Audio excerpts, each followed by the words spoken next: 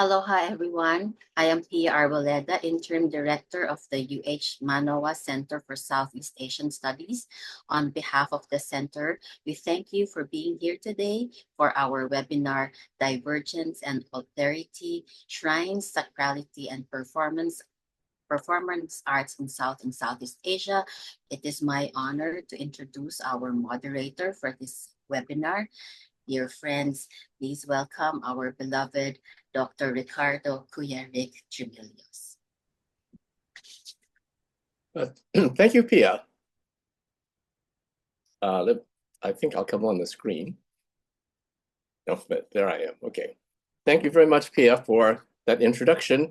And welcome to everyone online for what I look forward to as a very, very stimulating and rich presentation.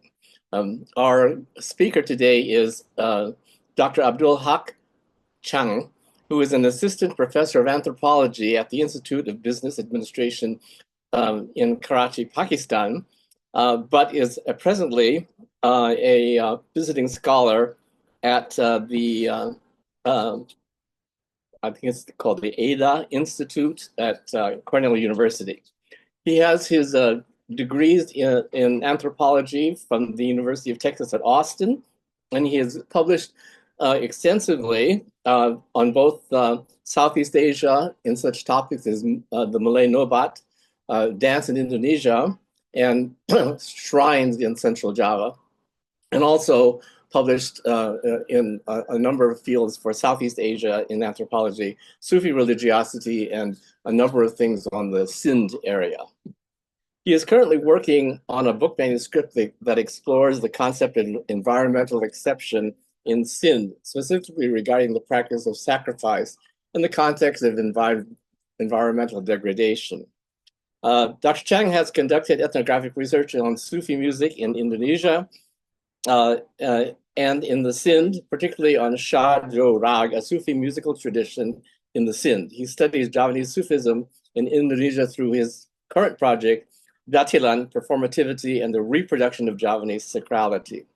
This project highlights how Javanese performance art and challenges gender norms and serves as a form of cultural resistance. Today, he will be very skillfully combining the two regional areas, which I very much look forward to. And after his presentation, there will be an opportunity for discussion and question and answers. So please, as we listen to Dr. Chang, please make notes and be prepared to contribute also to this very interesting afternoon. So please welcome Dr. Chang and his talk, Divergence and Alterity, Shrines, Sacrality, and Performing Arts in South and Southeast Asia. Thank you very much and welcome, Dr. Chang. So today, topic of my talk is Divergence and Alterity, Shrine, Sacrality, and Performing Arts in South and Southeast Asia.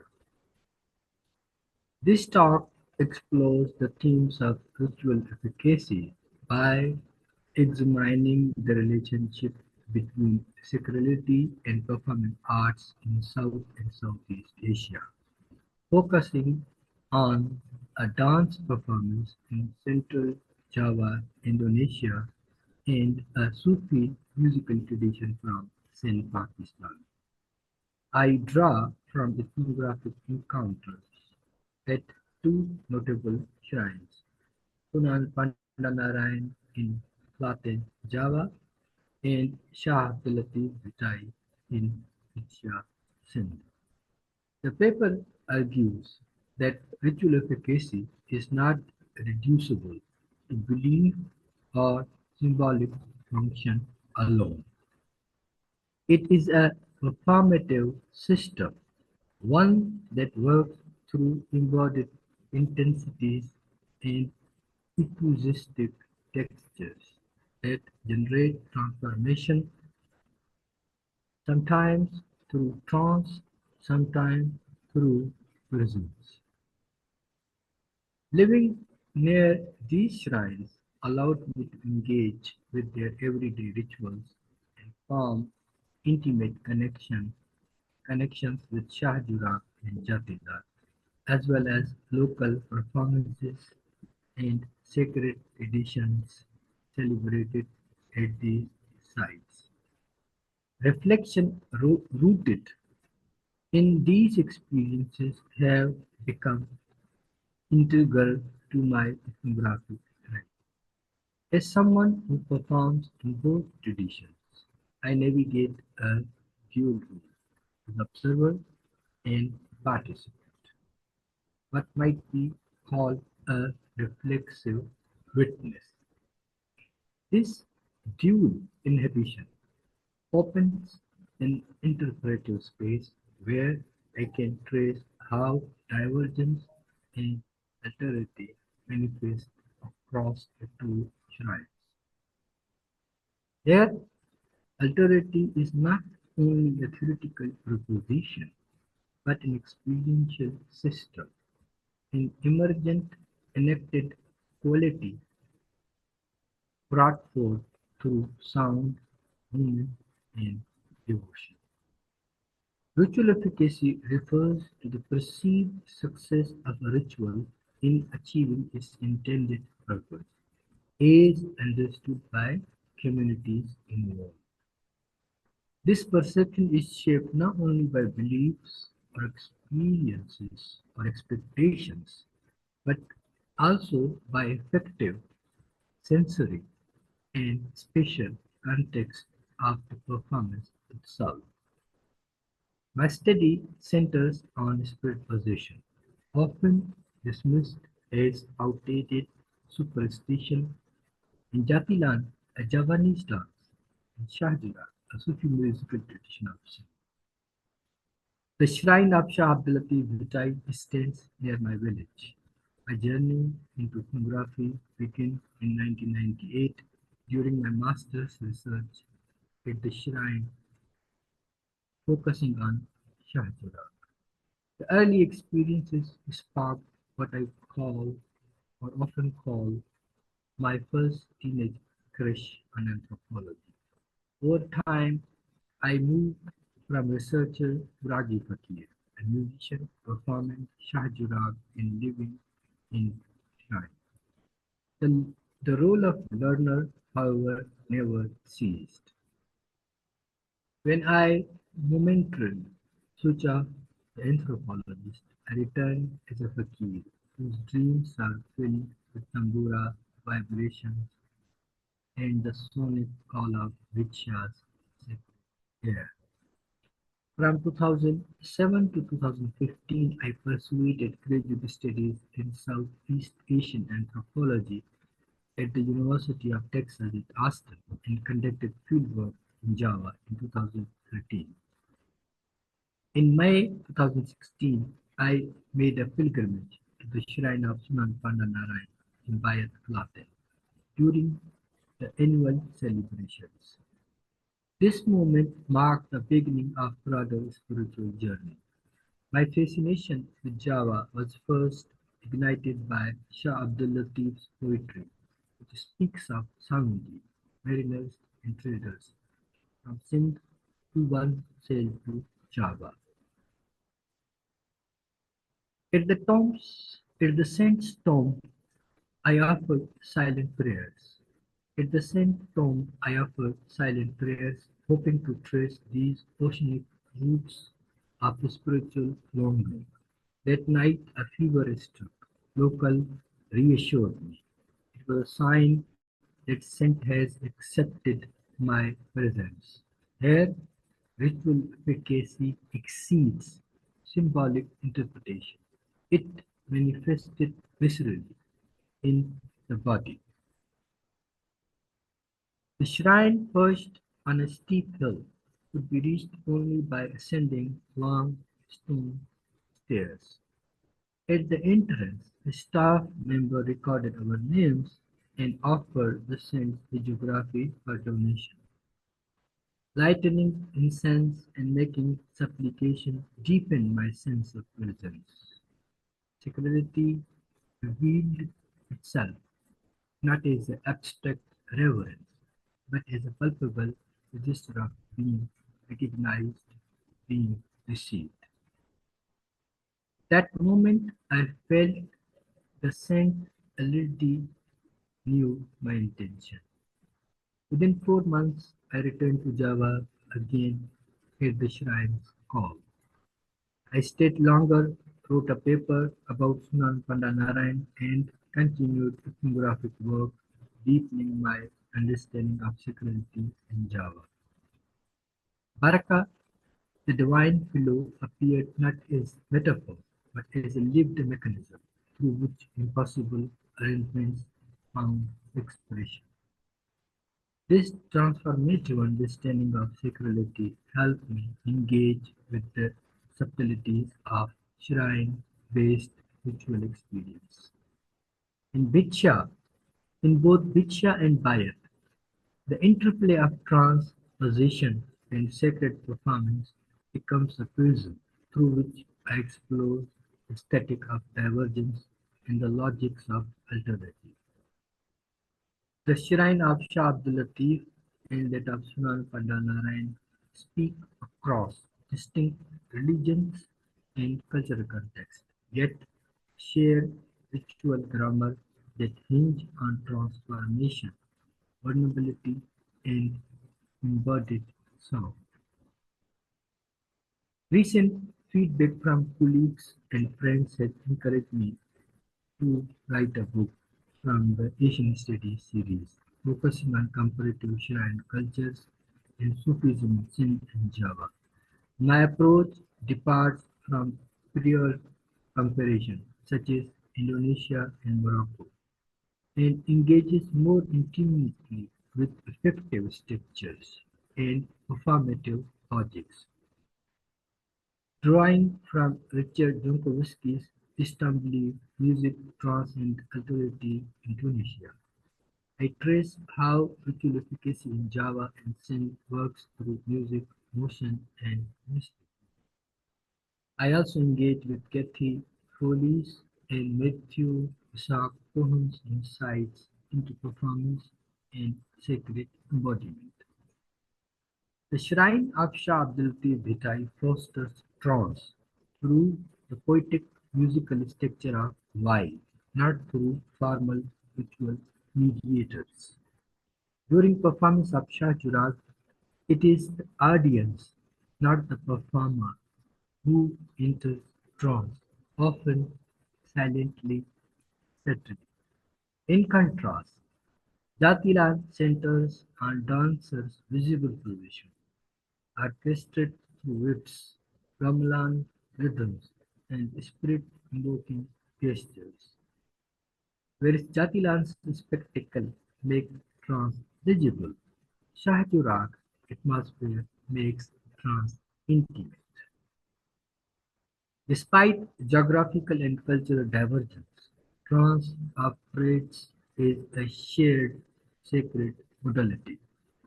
At Shah Latif's shrine, possession is not formally marked, yet without the Y in tambura, trance would not occur.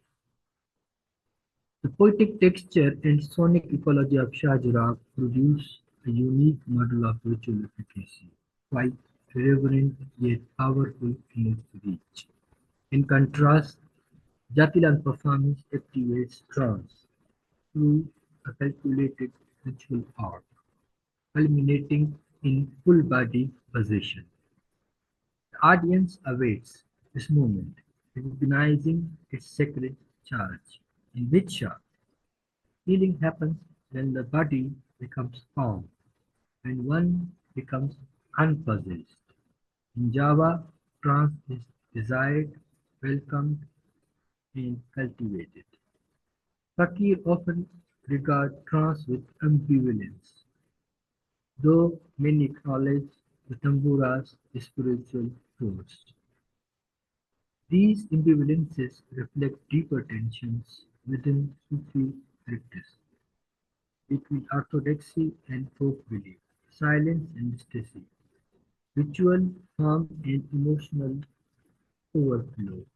There is no singular truth within Shah Instead, there are many truths, each shaped by Fakir's orientation to trance and sound. Before closing, a brief note on Jathilan. This ritual horse dance emerged from a Javan tradition interweaving animism, Hinduism, Islam, and local belief systems. It is performed across Java, often without a fixed calendar. On the ritual day, hobby horses, sacred whips, and masks are laid down. Offerings, sajan, are put in the center, incense burned, and pawang recites prayers. As gamelan rhythm intensified, dancers fell into trance. Whips break, flowers are thrown. The dancers become vessels for unseen forces. Jathilan and Shah Jo Raag, though seemingly word apart, illuminate ritual efficacy as a complex and fluid phenomenon. One thrives on overt theatrically, the other on subtle absorption. Yet both enact trance as a vital threshold, where the self is both lost and found, and the sacred becomes embodied through performance. The state of possession incites fear, wonder, and disorientation that suspends the ordinary, drawing both participants and onlookers into altered reality.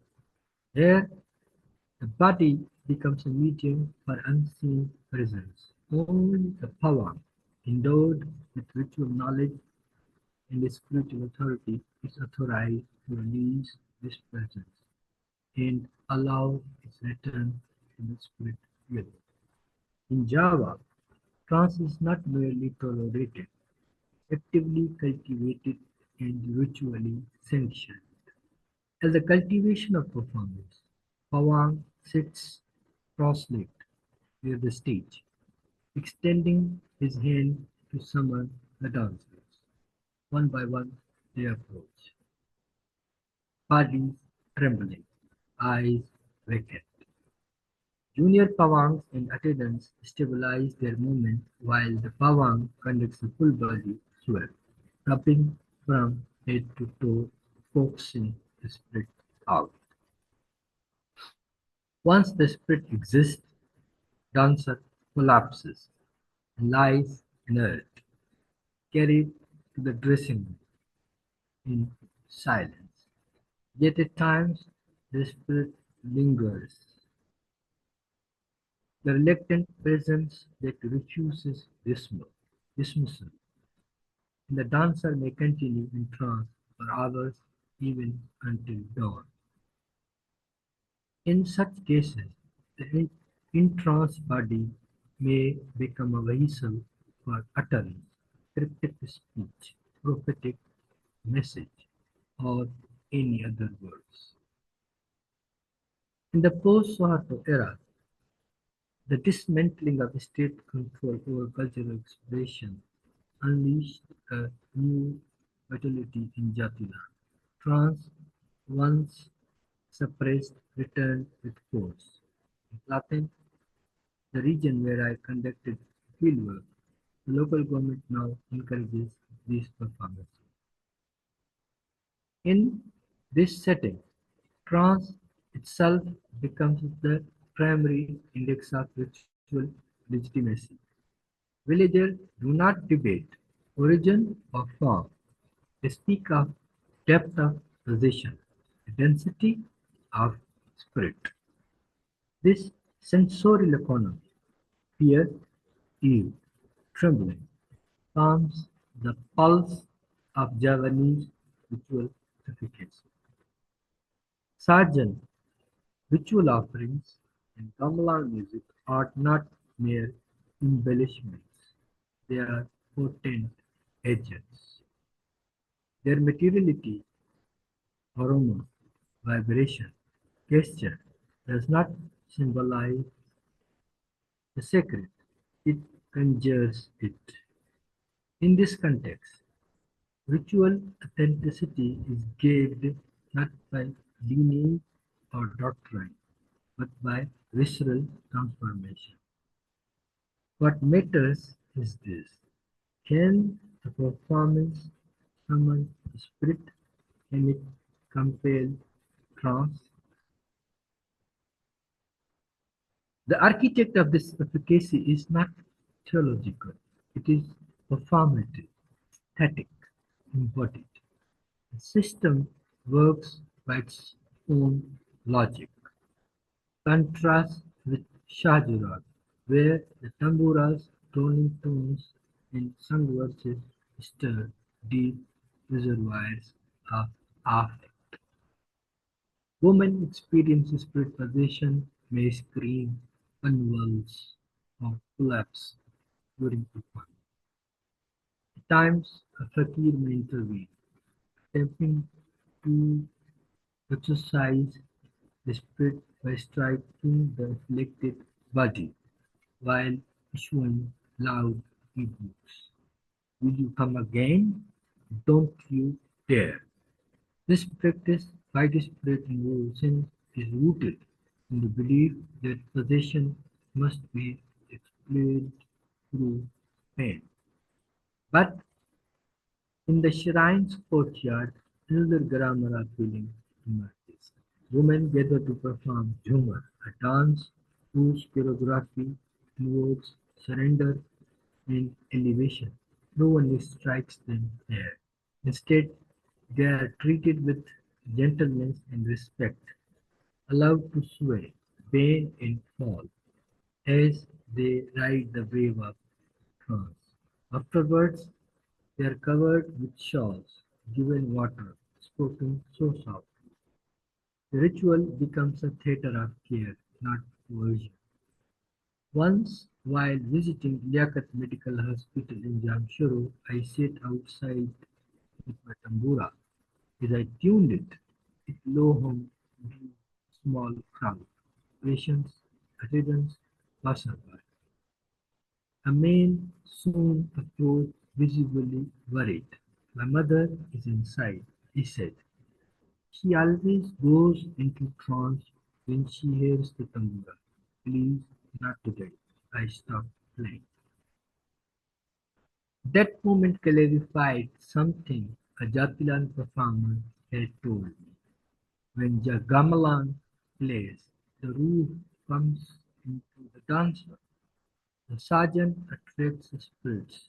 For him, the sacred was ever present, latent in sound and scent.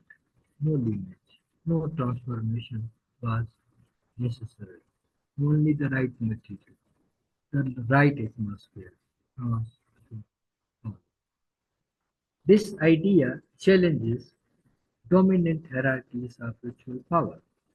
Efficacy here is not the inheritance of a few, but a diffuse potential woven into sonic and material textures. In Jathilan, possession is summoned through right confluences, which are music, offering, movement. It is choreography of invocation, not a priestly act. So why then do some observers, fakirs, skeptics, even performers dismiss these states as not real? Why the constant policing of authenticity, even as trance unfolds before their eyes? This skepticism does not reflect a lack of belief in spirits. It reflects a struggle over narrative authority. Who has the right to name a possession as real or fenced, sacred or profane? The terrain of ritual is contested not because its power is doubted, but because its meaning is unstable. Power is ownership diffused. Ritual efficacy in this context must be understood as a self-referential system, like Salat in Islam, which enjoins the believers to pray as if God is present, even when he is not felt. Rituals often function independently of effective certainty. They work because they are enacted, not because their outcome is always consciously perceived. Consider the unquestioned efficacy of Sunday liturgy or Buddhist chanting of temple offerings. In Sindh, Shah Jo Raag is similarly seen as a devotional practice. Its ritual, like those of Jathilan, work through repetition, form and resonance, not through institutional sanction alone. Hence, rituals such as Jathilan and Shah Jo Raag belong to a category of practice whose efficacy lies in doing. I repeat. Hence, ritual rituals such as Jathilan and Shah Jo Raag belong to a category of practice whose efficacy lies in the doing. Their truth is performative. Their power unfolds in the gap between intention and event, between invocation and trance. Women at Bhiksha know this well. They do not wait for fatigue to affirm their experience. They enact it. They embody it. For them, why is not symbolic. It's transformative. I understand possession is a ritual technology of wonder. It astonishes in two ways. First, by enabling performers to transcend their ordinary capacity. Second, by offering spectators a fleeting glimpse into invisible. This threshold between known and unknowable is where ritual efficacy lives. Belief is central, but belief is not passive assent. It is participation, investment, co-presence. Those who attend Jathilan or Shah Jo Raag believe in the act. This belief, like breath, sustains the ritual. Even as Jathilan has been marginalized as literary tradition, its very survival speaks to its embeddedness. Suppressed under Suharto, it re-emerged in villages, not as a folklore, but as living sacrality. Its efficacy was never extinguished, it was merely deferred. To conclude, I suggest that Jatilan and Shah Jo Raag are not peripheral forms. They are ritual archives, repositories of local cosmologies and affective words. Each performance is re-inscription of presence, a refusal to let the sacred be forgotten. At Vicha, the ritual of Jhumar, the trance, the sounds of the tambura are not just expressions of belief. They are modalities of healing, fragments of freedom. The why offers no fixed outcome, but it provides a space, a sonic shelter in which to break, to tremble, to return home. Thank you very much.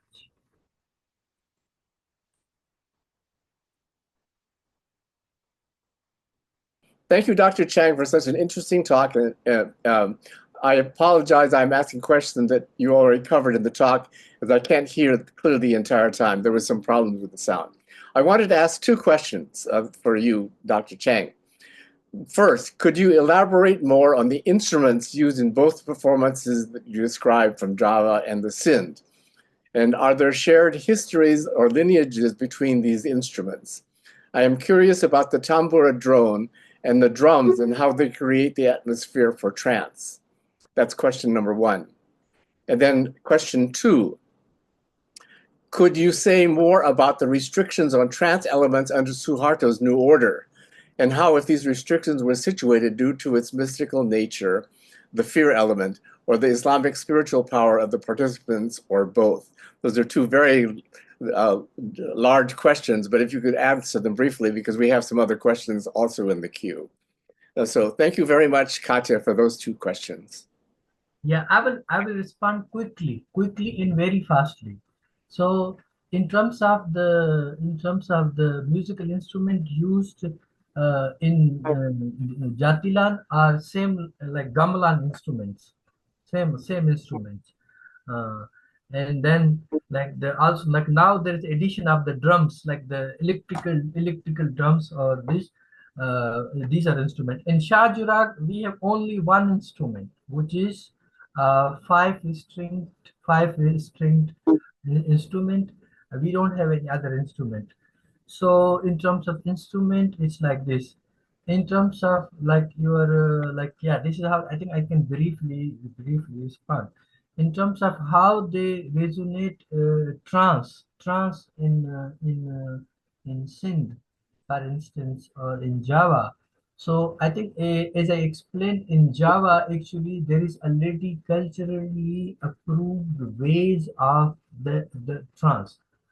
In Jathilan, their trance is implaced, which is like certain musical instrument or certain fragrance or certain ritual are done in certain way, and then that ritual takes place. So in terms of the how does the trance takes place in Java is more like institutionalized, and there are also other ways through people get trance in Java.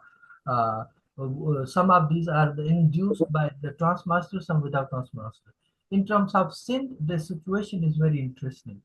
Um, I didn't understood very well the trance in synth until I encountered Jatilan dance. Uh, Before that, actually, my understanding about trance in Sindh was mostly based on the either Ragi fakirs who denied that actually this is my understanding. I was still like anthropologist, like this British anthropology, image perspective.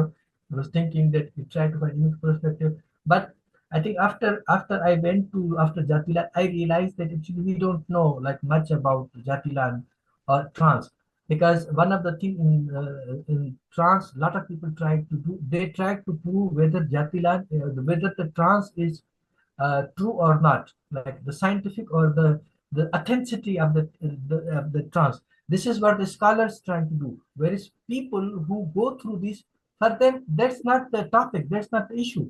So I think when I say trance, I didn't understood because of this, but then after Jatilan, I understood in there are certain traditions, certain musical instrument which you play in certain ritualistic process, you get induced.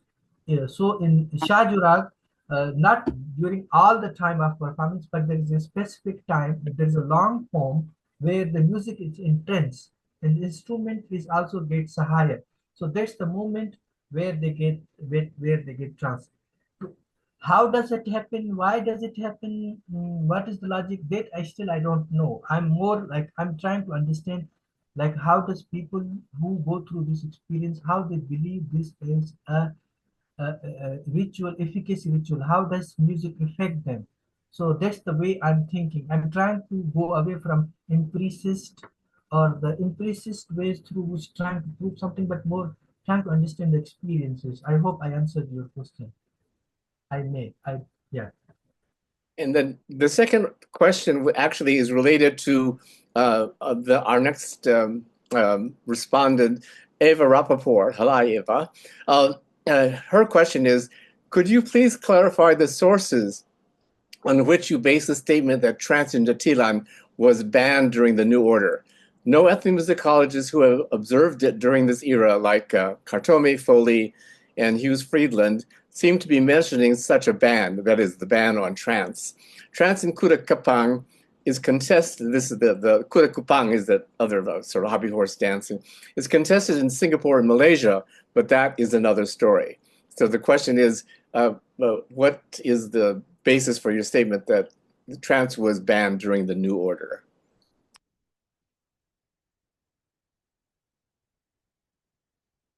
You're muted. Yeah. So my sources are basically, I'm anthropologist. So my sources are the people, like people. So mostly like the interviews with those people, like who were like either were persecuted but saved, like not. We cannot talk about like this, I think, for long. But the first, like about from the people, like participant observation from people, oral narratives. And also, this is not true that it is not written about the Jathilan. If you read the book by the Victoria, the Jaranan, she also talks about extensively about this issue, execution in certain towns. So I think if you read the old newspapers, old chronicles from 70s, from these cities, you can also find. So this is actually undisputed undisputed thing. And other thing is that they were persecuted, but the allegations were put that they are homosexual, they are communist, and they have magic, and yeah. So I think the broader consensus is that the Swarto era, the trance was considered as something which can motivate a political kind of the process or political revolutionaries, and which had the Dutch origin of fear from the people. So yeah, I think this is my response. I hope I responded. Thank you. Are there? We don't have any more questions in the chat. Does anybody have another question? So if you do, please, I think the way this is set up for the webinar, you have to type it into the Q&A. Oh, yes.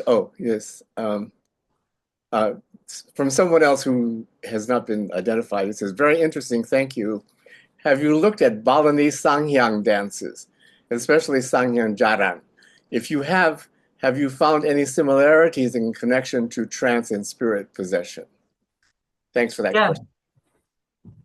Yeah, actually, I got very much inspired. I got very much inspired from the Balinese, like this perspective. And one of the stories I heard is that the misfortune took place to some of the areas where this performance did not take place. So I think the broader idea is that maybe structurally the names are different, the ritual efficacy is different, but the similar things take place. Like there is a Chris dance also in Bali. There is a Chris dance in which also people get possessed. Also, like in Java, there is another way. For instance, there is a trance called Dadi, which happens without like, this is like where the people got possessed, like also by spirits individually, without intersection, like the power is not putting. So I think my understanding is that there are a lot of these there are a lot of these traditions. The problem is because the way we anthropologists we try to talk about these situations being in politically correct way. We do not believe that the enchanted bird exists. We believe that these people are believing, and I am telling you, and I believe in it. But my perspective is we should get rid of that perspective. Rather, we should believe it because people are believing, and we should change also our writing styles or ways of thinking. So when I'm talking about this position, this thing, so for me, it's also like one of the reason, like the problem or the thing is, how does we scientific modern people don't understand these things, but those people who think illiterate, they understand these things. And so my point is, there is something much more in the trance other than the being in the fear or being in the contacting with supernatural forces. There is much more. This is what I called montage of Javanese sacrality. Thank you. You seem to have opened the Pandora's box of decolonization in indigenous epistemology, but there is not a question on the table. So I'd like to ask a question, really about indigenous epistemology, because you mentioned that you're basing of course, your ethnography on what your interlocutors are saying. So I was wondering, in terms of, I guess, in indigenous epistemologies in the plural, if there are any similarities in what your interlocutors in Java say about what trance is, or about the authenticity of trance. Are there any similarities to what the people in the Sindh are also saying? I mean, are there any concepts or any themes that seem to be shared by both, even though they're quite independent of each other and quite far apart geographically?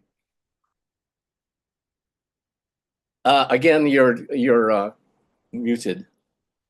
Yeah, I think one of the things which I want to explain is that I was trying to understand trance in position the way everybody else understands, which is, let's say you read the books which talk about what is trance, like, or the literatures which talk about trance, like, let's say, for instance, like this Victoria's book, it has a chapter. There is a chapter on the trance, and but this chapter is like very much empiricist kind of account. So I think for me, it took me at least 6 years to understand that actually I need to undo the way we see the academics, we see presently within the literature, within the scholarship, we see the trust. Because if I continue seeing that, I feel that I just fail to understand people's perspective. So for me, I think one of the things when you say what people think about authenticity in Jathilan, for people, this is not the question at all, and this is very surprising. And for me, like, and for 6 years, I grappled with the question. And especially this question, why people don't think good Jatilan, bad Jatilan, why people just want any Jatilan, and then there is a trans. Uh, I think it took me time to understand what people trying to do, which is efficacy of the ritual, efficacy of the ritual. So I will say, like, whether it's a Shah Jo Raag, or whether it's a Jathilan. The problem with us, like we, the modern, even anthropology, we think that when these people are talking about these trans, we we become Puritan. My perspective is, if let's say we just believe this, it's a truth, and we indulge in the reality, then there's a different kind of dimension. So I see people, whether it's a Bhiksha, let's say, Riksha, the woman coming, she's illiterate. She's illiterate mostly. They're Baloch from Balochistan. The guy who is Ragi Fakir, he's he is educated. He knows about the Sufism. They are very famous. My perspective is, how come even this man doesn't believe in his instrument creating trance, but the woman believes in it. She fights to get possessed. Mhm.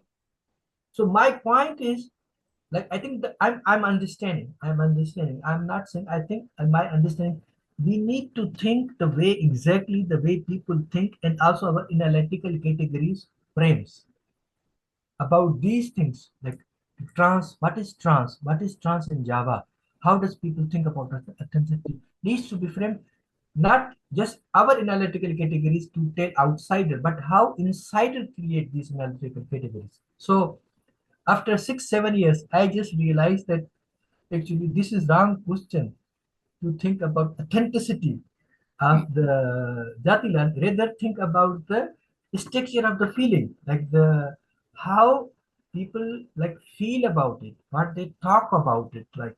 So I think, but I'm moving. I'm working on my book on the book Jatilan, and like, yeah. So like, yeah. So the I don't know what exactly, but my point is, we need we don't know.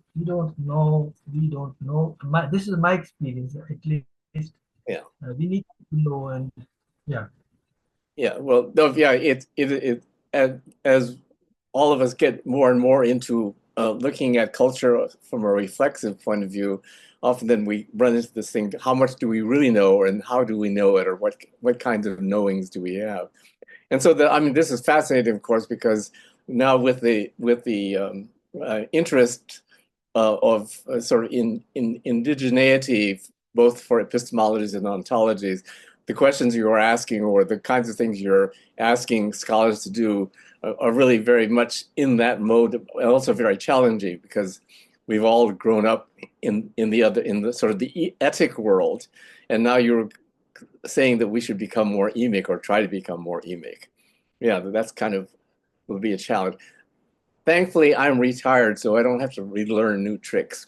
But the next generation really does. We'll have to, I think, have to face those questions, and particularly, perhaps you could also say something, since we have a bit of time, about how you see the roles in both Java and in the Sindh in Pakistan of the indigenous scholar. That is, I hate to use the word the native scholar, but the person who is coming from the practice and has now gotten the tools of the scholar, how that is changing the way in which we know things. Yeah, I think Of course. this is also a very interesting question. I think that how the indigenous scholars. I mean, the interesting thing is like I think one of the way is about the politics about the representation, politics of representation. The question is why we need indigenous knowledge. I think why we need indigenous knowledge because there are certain people who believe they are not represented, not just politically, but also in terms of their ideas are not part of the history. Their ideas or their cultures are not part of mainstream national languages, national cultures, or the holidays. So the indigenous people, what they're trying to do, they're trying to negotiate. And current Western knowledge is reductive, which again goes towards the evidence, like Kafkazi evidence, or like the urge. What is the urge, or why? Like I'm not indigenous person by myself, but I think why I'm doing this or why it's happening this because maybe because I've been long time into the field, and what it gives to me to understand is that indigenous scholarship needs to be appreciated not as the politics of salvation or not as the salvaging anthropology or not as the representing the subaltern or the oppressed Muslim woman or the third world person. But I think like postmodernism, post-colonialism, indigenous like ways of thinking also should be one approach along other approach which people should understand. So the other these people who are who through this knowledge of Jathilan, they want to negotiate their political identities, their some rights, some admission in schools. I mean, some concession. So our work, like these works, like all these works which actually we do, the central purpose is to explain the complexity of these peoples. So I think I will say that the indigenous or local, like indigenous or local, these people or the indigenous ways of thinking um, should be appreciated. But I don't. I think in current Indonesia, it's very hard to young generation, young scholars, young people who do PhD, masters. It's very difficult for them. So I don't know the solution. In terms of the Pakistan, also, I think in Pakistan we still have some space for young people to do that. But like it's coming, in Pakistan. It's coming, and one of the reason maybe because it's English medium country, so a lot of people who write these papers they are in English. So over there it's coming. So I will conclude that this indigenous knowledge is not just politics of identity, or but it's also like something bigger. And this is where actually we need indigenous knowledge to think about it. Mhm. Yeah. Yeah. Well, yeah, that's quite sort of like a very important call to arms, and it's kind of like also that I guess a good theme to end our discussion on, because it's really talking about a kind of a scholarly citizenship, which I think is very much part of what you're talking about. So at this moment, before we close, I'd like to invite everybody to go to the website and fill out the evaluation survey form so that we have data. There we go again. To support more of projects like this one. And then in closing, I would like to thank again Dr. Chang for your presentation, which is very challenging, and I have many things that I think we can pursue individually afterwards. I also want to thank um, Eva and also Chatterjee for their good questions and the way in which they added to our presentation and our discussion. So thanks very much, and we'll look forward to the next thing that the Center for Southeast Asian Studies at the University of Hawaii will produce. Thanks very much. Thanks.